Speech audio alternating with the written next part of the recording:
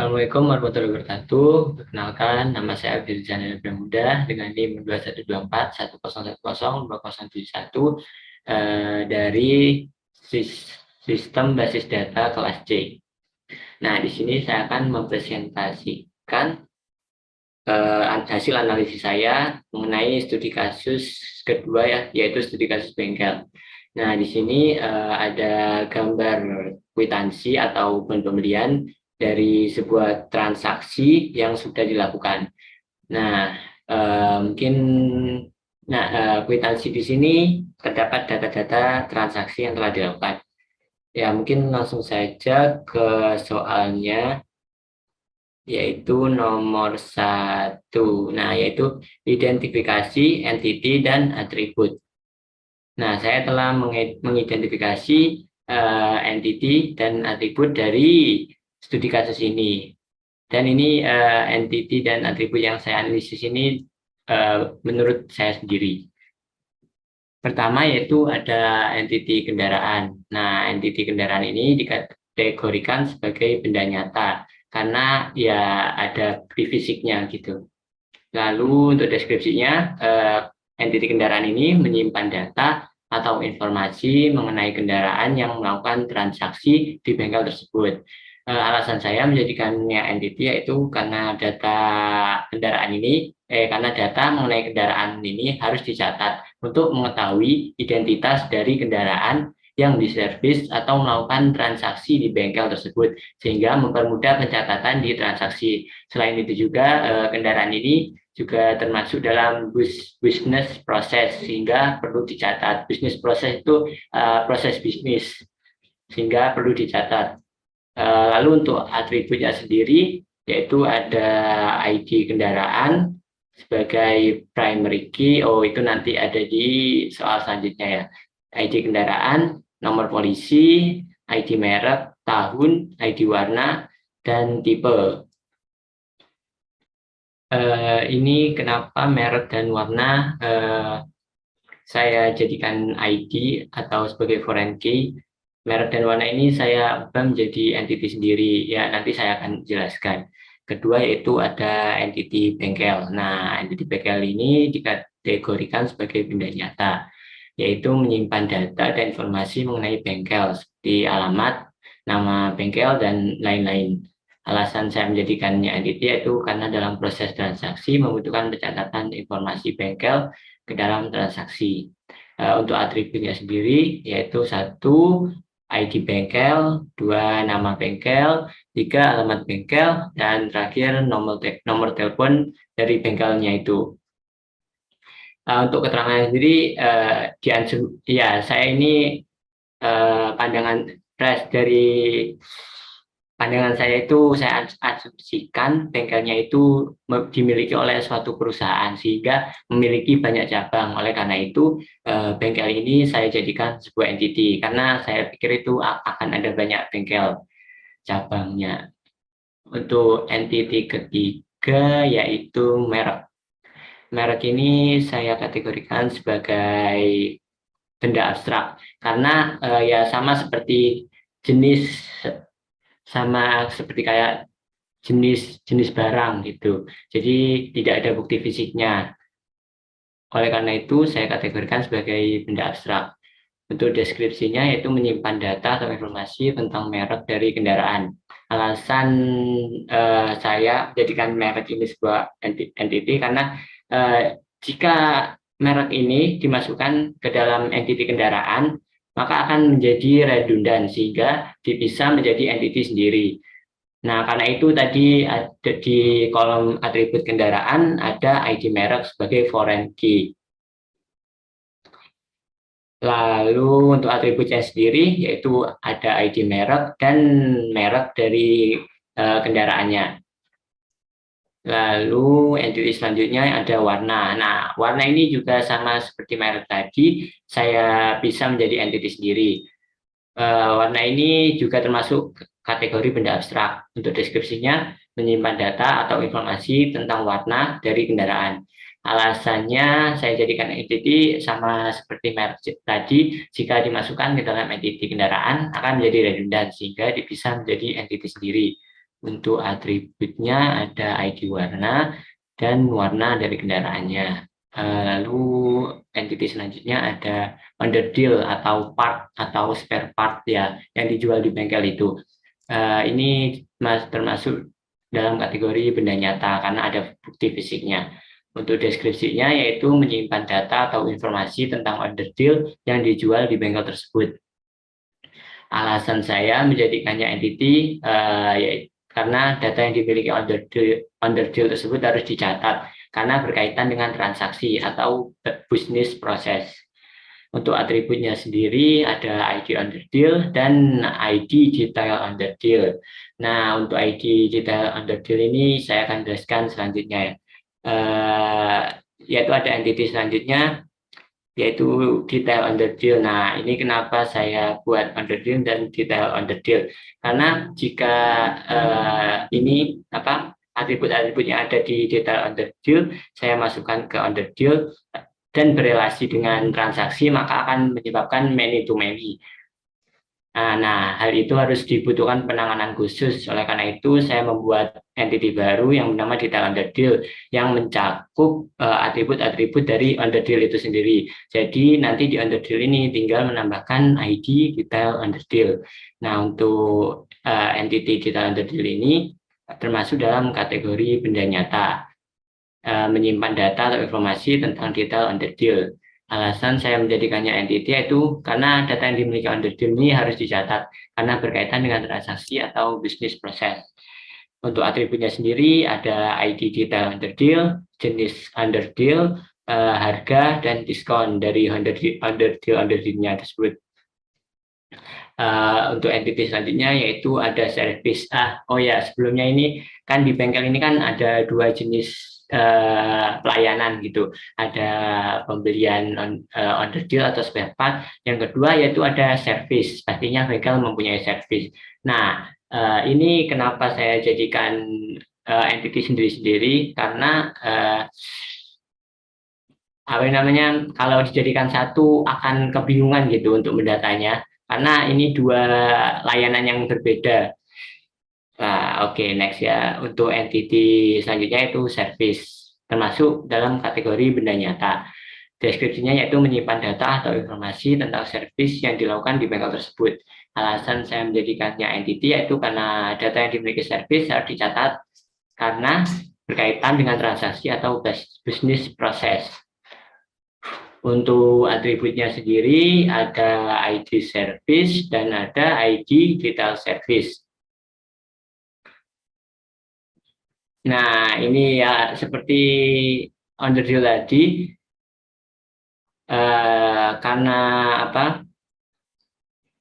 Eh, karena jika berpasangan dengan belum masuk detail service ya, oke. Untuk entity selanjutnya itu ada detail service. Nah, detail service ini sama seperti detail underdeal tadi, saya jadikan entity sendiri karena jika digabung dengan service, maka akan berrelasi dengan transaksi secara langsung dan itu akan menyebabkan many to many. Oleh karena itu akan dibutuhkan penanganan khusus yaitu membuat entity baru, entity persimpangan. Nah, yaitu dengan nama detail service. Ini termasuk kategori benda nyata. Untuk deskripsinya sendiri menyimpan data dan informasi tentang detail service yang dilakukan di bengkel tersebut. Alasan saya menjadikannya sebuah entity karena data yang dimiliki service harus dicatat karena berkaitan dengan transaksi atau bisnis proses. Untuk atributnya sendiri ada ID detail service, jenis service, harga, serta diskon dari service tersebut. Untuk entity selanjutnya ada entity mekanik. Untuk entity mekanik ini termasuk kategori benda nyata ya, itu sudah pasti. Oke, deskripsi menyimpan data atau informasi tentang mekanik atau petugas bengkel tersebut. Alasan saya menjadikannya sebuah entity karena data yang dimiliki oleh mekanik ini harus dicatat karena berkaitan dengan transaksi atau bisnis proses. Lalu untuk atributnya sendiri ada ID mekanik, nama mekanik, nomor telepon mekanik, dan alamat mekanik. Lalu untuk entity selanjutnya yaitu ada entity transaksi. Nah, ini entity yang paling utama. Nah, entity ini termasuk kategori peristiwa. Untuk deskripsinya, mencatat transaksi yang terjadi di bengkel tersebut mulai dari pembelian hingga servis. Alasan saya menjadikannya sebuah entity karena transaksi penjualan harus dicatat, pastinya itu. Karena ini studi kasus eh, pun pembelian, pasti ada transaksinya. Jadi ketika terjadi proses penjualan di bengkel datanya juga harus dicatat, sehingga data ini terkait dengan bisnis proses dan perlu dicatat. Untuk atributnya sendiri ada ID transaksi, nomor faktur, tanggal, ID bengkel, ID kendaraan, ID mekanik, ID service, dan ID on the deal. Itu penjelasan singkat mengenai entity dan atribut yang saya ambil analisis dari studi kasus bengkel ini. Kita lanjutkan nomor 2, yaitu identifikasi entity dari multi-valued atribut dan redundant atribut. Nah, di sini saya akan memberikan contoh dari multi-valued atribut dan redundant atribut dari entity dan kategori dari kategori entity dan atribut yang telah saya analisis.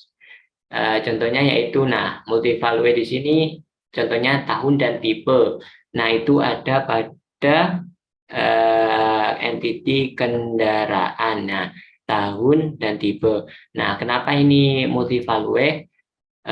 Karena, nah, karena dari atribut tahun itu dari atribut tahun itu bisa muncul beberapa kali, dan sama juga dengan atribut tipe itu bisa muncul beberapa kali. Seperti ada banyak motor yang memiliki tipe yang sama, maka jika motor-motor tersebut bertransaksi di bengkel tersebut, maka akan muncul beberapa kali dan menyebabkan multi value. Lalu untuk redundannya sendiri ada warna dan merek. Nah, ini tadi kenapa saya warna dan merek ini sebenarnya ada pada entity kendaraan. Namun karena menyebabkan redundan, saya jadikan sebuah entity sendiri. Nah, ada ID merek dan ID warna.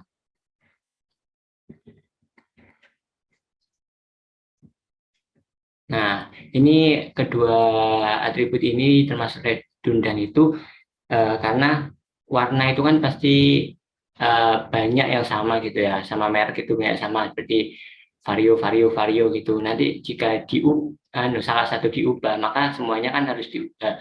Oleh karena itu dijadikanlah entity sendiri agar mempermudah pencatatannya.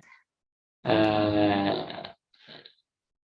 Mungkin langsung lanjut soal ketiga. Nah, soal ketiga yaitu catat atribut yang tidak bisa dimasukkan ke entity yang ada.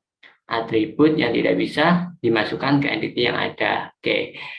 Untuk soal nomor 3 ini dari atribut yang saya analisis itu ada beberapa yang saya temukannya.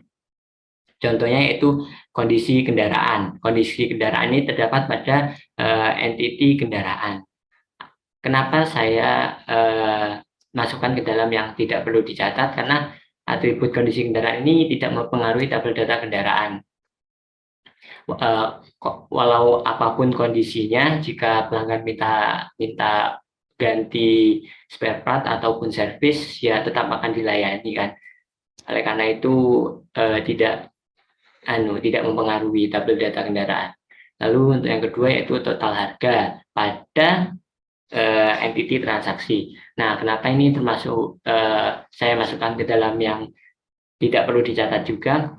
Karena menurut saya itu total harga ini kan bisa diturunkan dari hasil perkalian harga dan kuantum atau jumlah barang yang dibeli. Oleh karena itu tidak perlu dimasukkan ke dalam sebagai sebuah atribut. Karena dari yang saya pahami begitu, atribut yang bisa diturunkan melalui perhitungan itu tidak perlu diterapkan sebagai atribut. Lalu untuk soal nomor 4.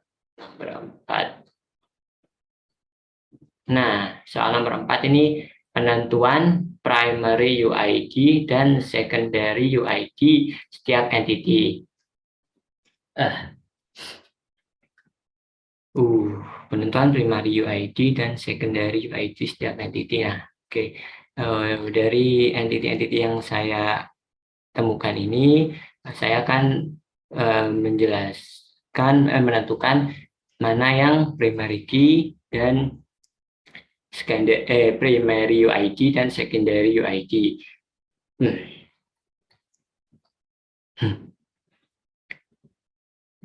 Nah, pertama yaitu entity kendaraan. Nah, entity kendaraan ini untuk primary key-nya sendiri yaitu ID kendaraan. Kenapa ID kendaraan? Padahal nomor polisi ini juga termasuk unik dan bisa dijadikan primary key. Tapi nomor polisi ini agak susah dan panjang gitu. Jadi susah untuk di-increment. Sebaliknya dengan ID kendaraan, kan kita yang buat sendiri ID kendaraan, yaitu sebagai artificial UID. Oleh karena itu lebih mudah gitu untuk mengincrementnya, auto increment. Lalu nomor polisi ini sebagai secondary UID. Lalu ada ID merek. ID merek ini sebagai foreign key dari entity merek. Lalu ada tahun, ada ID warna juga sebagai foreign key dan tipe. Untuk ID kendaraan ini yaitu jenisnya yaitu artificial UID. Untuk nomor polisi sendiri itu natural UID. Untuk ID merek itu juga artifisial karena dibuat sendiri. Untuk tahun ini natural.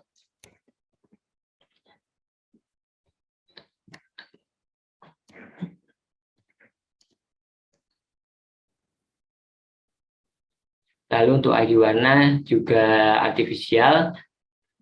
Selanjutnya yaitu ada entity bengkel. Nah, entity bengkel sendiri ini primary key-nya juga artificial, termasuk artificial UID karena dibuat sendiri, yaitu ID bengkel. Untuk nama bengkel ini juga sebenarnya unik, tapi bisa saja ada yang sama dan bisa juga berubah. Oleh karena itu tidak dijadikan primary key, namun sebagai secondary UID. Alamat juga, nama bengkel ini natural UID jenisnya, ID bengkel artifisial, alamat bengkel natural sebagai secondary UID, dan nomor telepon ini natural UID dan juga sebagai secondary UID. Sebenarnya ini juga bisa jadi primary key, tapi kan bisa berubah setiap saat gitu. Jadi dijadikan secondary UID. Selanjutnya yaitu entity merek. Nah, pada entity merek ini hanya ada ID merek, yaitu sebagai primary key dan jenisnya artificial UID. Dan ada merek, atribut merek. Lalu selanjutnya entity warna. Entity warna ada ID warna sebagai primary key dan juga jenisnya artificial UID. Lalu entity underdeal. Entity underdeal ini primary key-nya dibuat sendiri juga, yaitu ID underdeal. Termasuk artificial UID. Dan juga ini ada ID detail underdeal, yaitu foreign key dari entity detail underdeal. Entity selanjutnya yaitu detail underdeal. Nah, detail underdeal ini sama seperti sebelum-sebelumnya, primary key-nya juga termasuk artificial UID, yaitu ID detail underdeal. Lalu ada jenis underdeal sebagai secondary, lalu ada harga, diskon. Lalu entry selanjutnya itu service. Sama seperti warna tadi, ada primary key-nya yaitu ID service, sebagai jenisnya artificial UID, dan ada foreign key ID detail service dari entity detail service. Entity selanjutnya yaitu detail service. Primary key dari entity ini yaitu ID detail service yang berjenis artificial UID. Lalu ada jenis service, harga, dan diskon. Jenis service ini secondary UID. Lalu ada entity selanjutnya yaitu mekanik. Untuk primary key mekanik, ada ID mekanik yang saya buat sendiri. Sebenarnya nama, nomor telepon juga bisa jadi primary key dari mekanik ini, namun kan nama kemungkinan ada yang sama juga, dan juga nomor telepon ini juga bisa berubah. Walaupun nama dan nomor telepon ini unik, namun kemungkinan ada yang sama dan bisa berubah. Oleh karena itu ya bisa dijadikan primary key. Bisa sih, cuma lebih baik artificial ini karena kita sendiri yang mengolah. Lalu ada alamat mekanik. Entity selanjutnya yaitu entity transaksi. Nah, entity transaksi ini primary key-nya yaitu ID transaksi sebagai yang berjenis artificial UID. Lalu ada nomor faktur. Sebenarnya nomor faktur ini juga bisa dijadikan primary key karena ini termasuk unique ID. Namun karena nomornya yang terlalu panjang dan ya susah, lebih baik kita buat sendiri artificial UID karena lebih mudah untuk diincrement. Karena itu nomor faktur ini masuk secondary UID. Lalu ada ID bengkel, foreign key, ID kendaraan foreign key, ID mekanik foreign key, dan foreign key. Itu mungkin untuk penentuan primary key dan secondary UID. Untuk nomor selanjutnya yaitu nomor selanjutnya primary UID. Untuk nomor selanjutnya yaitu identifikasi relationship antar entity. Untuk soal yang kelima tadi yaitu identifikasi relationship antar entity. Ya, untuk mengidentifikasinya kita harus membuat tabel dulu seperti ini. Yes. Yuk mari kita buat tabel.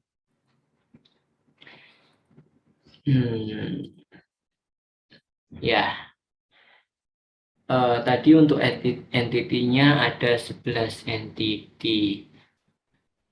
1, 2, 3, 4, 5, 6, 7, 8, 9, 10, 11.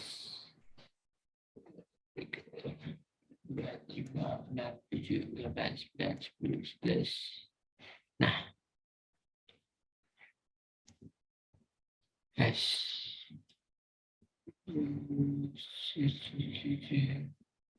Kita tebalkan dulu. Yes. Untuk entity pertama tadi, untuk entity pertama tadi ada kendaraan. Entity pertama ada kendaraan. Kita tuliskan kendaraan. Sini juga kendaraan. Lalu 2 ada transaksi.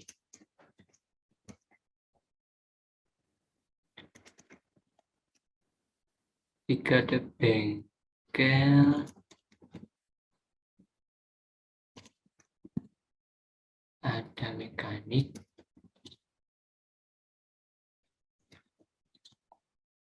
Lalu habis mekanik, under deal. Under deal. service,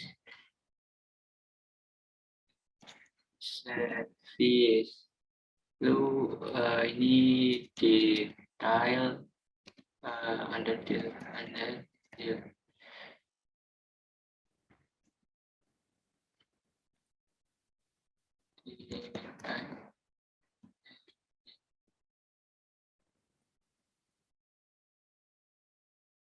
detail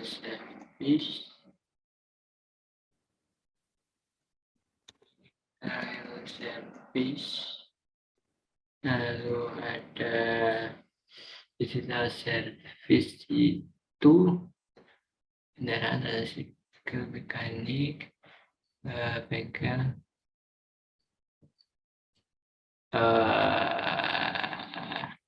oh ada merek, warna, merek, warna.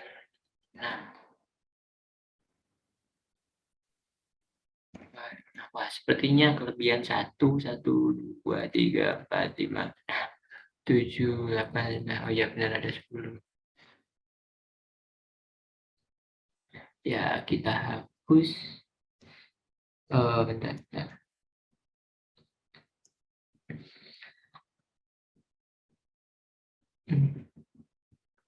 Nah, kalau ini juga dihapus.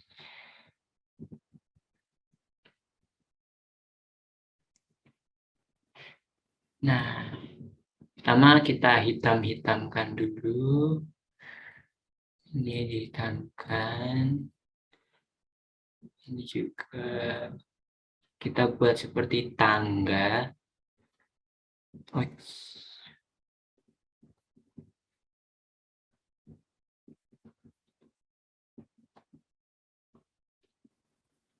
Ini disebut matrik ya, kalau nggak salah disebut matrik, dan ini digunakan untuk mempermudah melakukan relationship. Yap. Nah, sudah.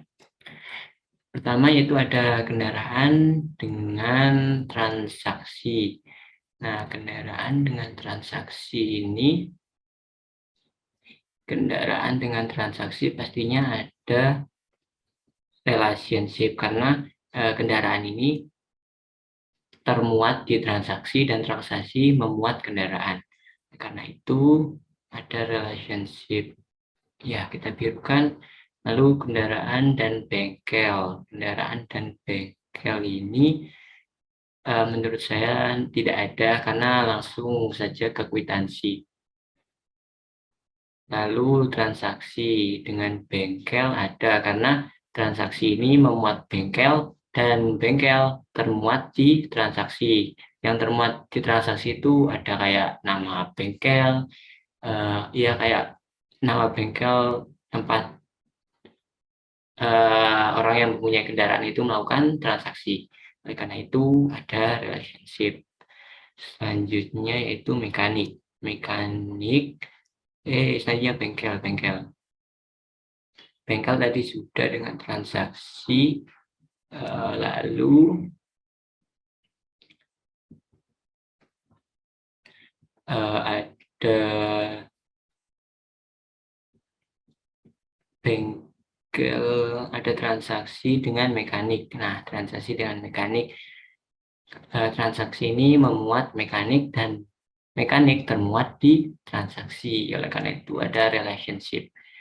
Untuk underdeal ini pastinya dengan transaksi juga. Lalu ada service, ini dengan transaksi juga. Untuk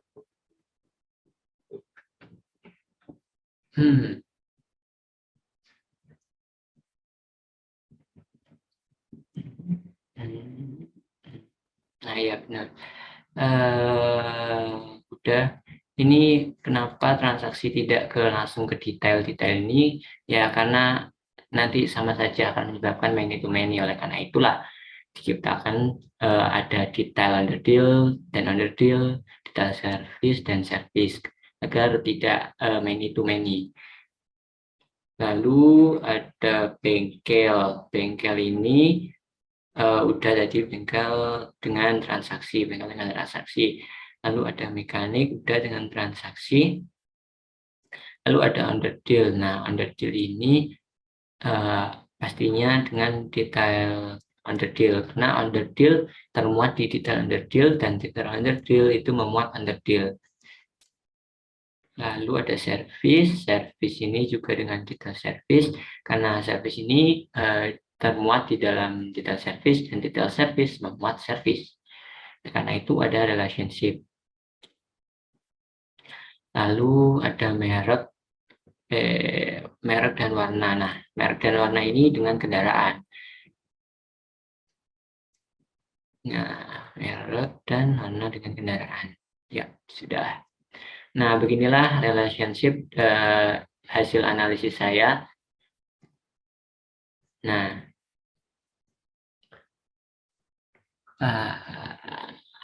itu semua soal nomor 1 sampai 5 dari modul 2.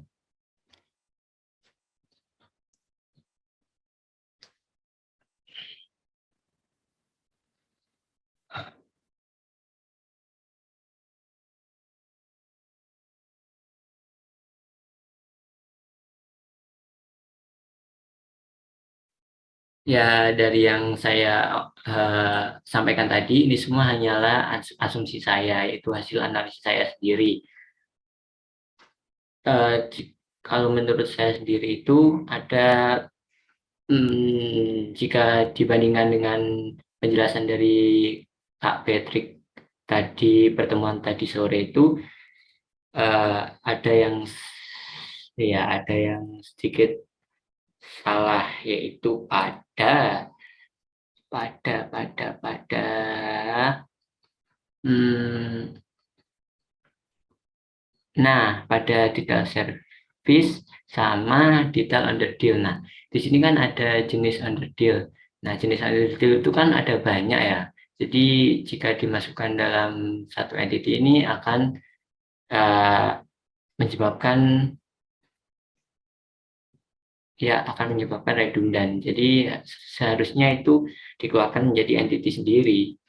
Nah, itulah yang salah dari analisis saya. Jika dikoreksi dari eh, hasil analisisnya Mbak Patrick tadi sore. Lalu ada juga bengkel. Nah, dari perspektif saya kan bengkel ini saya asumsikan itu dimiliki oleh suatu perusahaan, jadi ada banyak cabangnya gitu. Karena itulah saya jadikan sebuah entity. Sedangkan dari Mbak Patrick itu bengkel ini bukanlah sebuah tidak ada cabangnya gitu. Jadi tidak usah ditulis sebagai entity. Ya, itu sekian dari analisis saya dari studi kasus bengkel ini. Kurang lebihnya mohon maaf. Wassalamualaikum warahmatullahi wabarakatuh.